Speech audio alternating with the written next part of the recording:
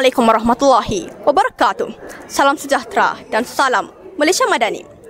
Saban tahun pada bulan Rabiul Awal, tahun Islam, kita sering menyambut sebutan Maulid Rasul bagi memperingati kelahiran junjungan besar Nabi Muhammad SAW.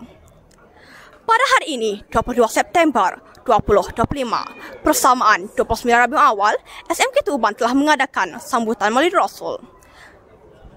Untuk mengetahui dengan lebih lanjut, terus ikuti kami dalam episode kali ini.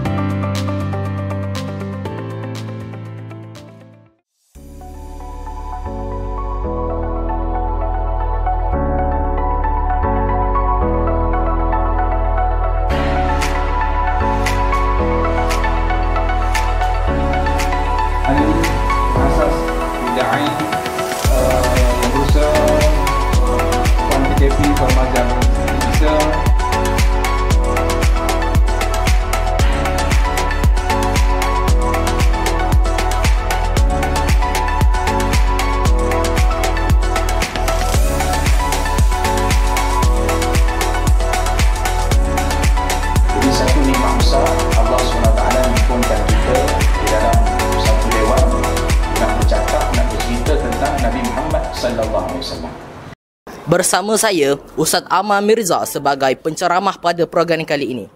Ustaz, apakah mesej utama yang Ustaz ingin sampaikan kepada para pelajar sempena Maulidur Rasul tahun ini? Bismillahirrahmanirrahim. Alhamdulillahirrabbilalamin. Allahumma salli ala Sayyidina Muhammad wa ala Muhammad. Terima kasih kepada pihak sekolah menengah Tok Uban atas jemputan ini. Di mesej yang paling utama adalah mesej yang kita kata hari ini, Allahumma salli ala Muhammad wa ala Muhammad. Bagaimana kita nak jaga diri kita di akhir zaman ini. Di mesej yang penting saya kira untuk di kalangan pelajar-pelajar ini, belajarlah untuk mencintai Nabi Muhammad sallallahu alaihi wasallam. Cara nak mencintai Nabi Muhammad sallallahu alaihi wasallam adalah kita kena usaha di atas perkara tersebut dengan cuba cari majlis-majlis ilmu yang berceritakan tentang Nabi Muhammad sallallahu alaihi wasallam. Baiklah, terima kasih Ustaz kerana sudi menjawab soalan daripada saya. Alhamdulillah, selesai sudah sambutan Maulid Rasul tingkat sekolah di SMK Tuban.